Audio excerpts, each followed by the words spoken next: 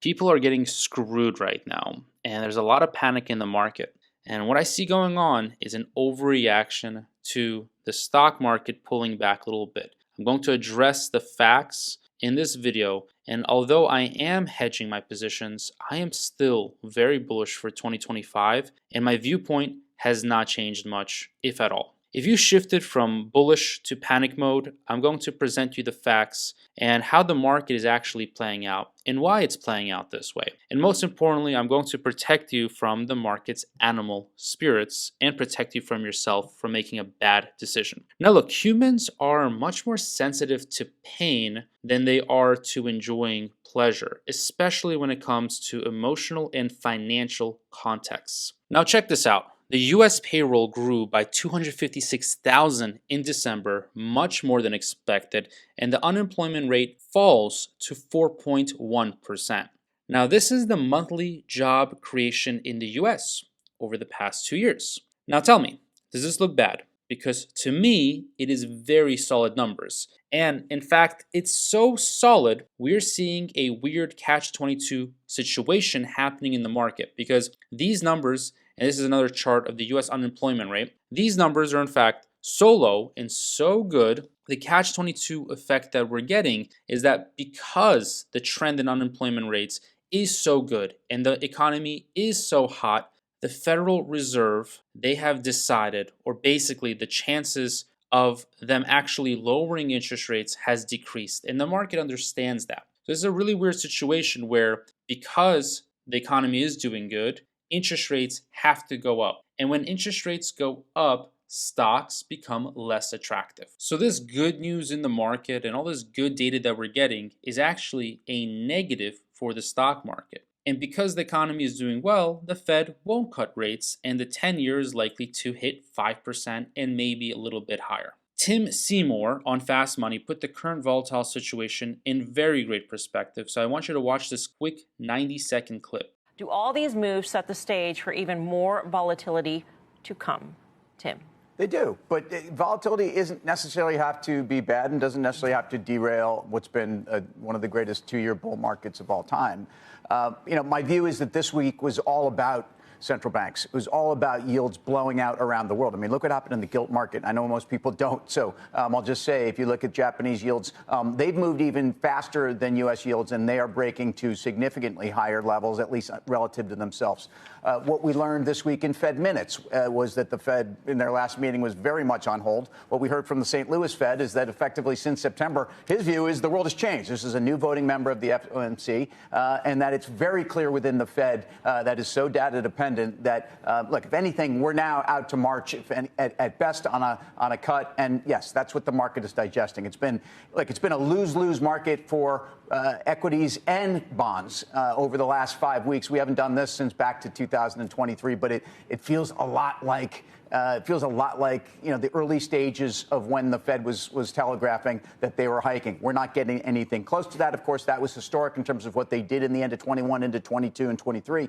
But markets came into all of this with cash levels for professionals at lowest levels we've seen in a long time, complacency, Bitcoin going through the moon. I mean, we came into this period of rising rates set up for volatility. Volatility, not comfortable, not always bad. Practice understanding volatility. Okay, what we saw here was that volatility, what Tim Seymour said, is essentially like turbulence on an airplane. Okay, it's uncomfortable, but it's not dangerous. And the same thing with the market. All you need to do is you need to understand that this is the time to diversify. This is the time to dollar cost average. This is the time to buy companies that are going for solid valuations. And you've seen in my yesterday's video on Palantir that I'm hedging using covered calls. I'm still bullish. I'm just selling covered calls for premium because you need cushion in this market. I get it's easy to say, but the more money that you have, the more nervous you are, right? Because you have a lot at stake. So do I. We're all in this together. There's no difference between you and I and someone else. We're all playing the same game, okay? And I'll tell you, the most profitable way to play this game and the way to outperform is to buy the dip. As everyone else panics, for me, this is not a situation where I'm panicking. Ultimately, buying the dip is the best strategy known to man. There is no better strategy than buying the dip long term. You want to hold long positions in this market that are high quality. It doesn't matter if certain positions pull back. That's like turbulence. It's uncomfortable, but on the long term trajectory, these stocks will not only recover, we will see bull markets again. They're going to come. We're going to see mania again, enthusiasm, excitement. All of this will come again. So if you have dry powder, you should be putting it to work. Now, look, when I worked at Goldman Sachs, what I saw in people's portfolio was they weren't putting all of the cash to work right away. I think that's really smart. If you have $100,000 worth of cash, do this. Put $20,000 in the market this week. Put $20,000 in the market next week, and so on and so forth over a 5-week period. Put into the high quality companies that I cover on this channel. Yes, Tesla pulled back, but I have not sold a single share. Otherwise, I would tell you.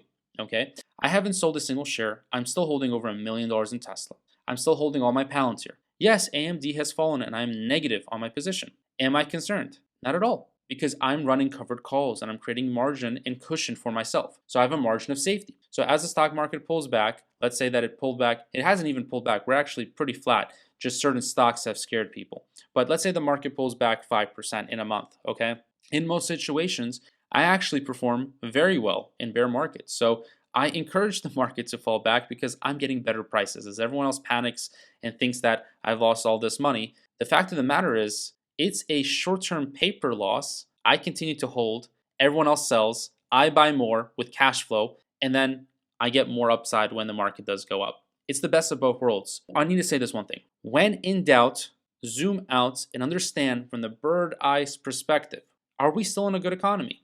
Answer is yes. So when prices drop, I personally buy. Now, if you have some time, let me go over my portfolio and what's been going on. So over the past 1 week, I've had some of the worst performance that I have seen in many months. This bad performance is only a 2% drawdown. It's not a big deal at all in the long-term perspective, in the long-term grand scheme of things, okay? I want to go over some of the positions that I have if you have time. So I am still holding American Airlines, and as American Airlines pulls back, I'm excited to buy more. The same thing is with Apple. So I do have a really big position on Apple, and Apple has pulled down from almost $250 per share in that territory down to $237 per share. I want to show you the position that I have and how I'm playing covered calls. So I do have a lot of shares. My average cost is $181 per share. In the stock over the past 1 week, it has basically fallen 2.62%. However, I am up $28,000 on covered calls, and I have several different options. I have 240 covered calls. I have 280 covered calls. Both of these positions are up. I also have 235 sell puts. Now these puts that I've sold are expiring very soon, and they're very close to the money, but I don't really have any panic because I like Apple. Every stock that I invest in, I like. So I don't have any issue with any of these stocks pulling down, including Tesla, including Palantir. Palantir I showed you guys in the last video. I encourage you to watch that last video, so I won't spend time. I respect your time. I don't want to cover the same thing I already did. PayPal has also pulled down, and this presents a good opportunity. Now, some of the other stocks that I have actually performed extremely well. So this is a really large position for me. I have Walmart, and it's actually 12% of this portfolio. I'm up $250,000, and Walmart has actually held very steady. In the past 1 week, it's actually up 2%. In the last 1 month, this stock is down, but over the last 3 months, it's up 16%. So I've done really well on Walmart, and you'll see again that I'm hedging a lot of my portfolio. So you'll see here I have the 97.5 covered calls, and I'm up $9,500. So you'll see this across the whole entire board here that on a lot of my positions, I just have covered calls, and these covered calls are actually making me money as the stock market falls down. So, on any of these positions, I'm running a full covered call strategy. And for me, it's back to covered calls. During the high momentum rise, I was not really having any covered calls because I let all my shares ride. And now once I've seen a shift in momentum, as soon as I've seen it, it's been a few days now, I let my Discord community know that it's time to start hedging. It's time to start doing some covered calls. And when the market opens up, I'm only going to continue to hedge, make money, collect option income. And on a long-term basis, I'm going to be just fine. And I encourage you to understand that the market is a long-term wealth building machine. And any short-term, pullbacks, any short-term dips we have, I encourage you not to get concerned, because the fact of the matter is we're in a great economy. Interest rates, even if they go up, can't go up forever. So at a certain point, when the Fed says, hey, we have to start cutting rates again, that's going to create a lot of bullish movement in the market. And you want to pick your opportunities here where you see stocks that have sold off at a great value. And if you do that, I'm telling you, you will make money. And 2025 overall, there's a lot of opportunities. So be smart about how you invest. Don't panic. And I'm not concerned at all. It's business as usual, and we're going to continue to make money. So that's it. I won't make this video longer than it has to be. Stay strong, be smart, and invest safe.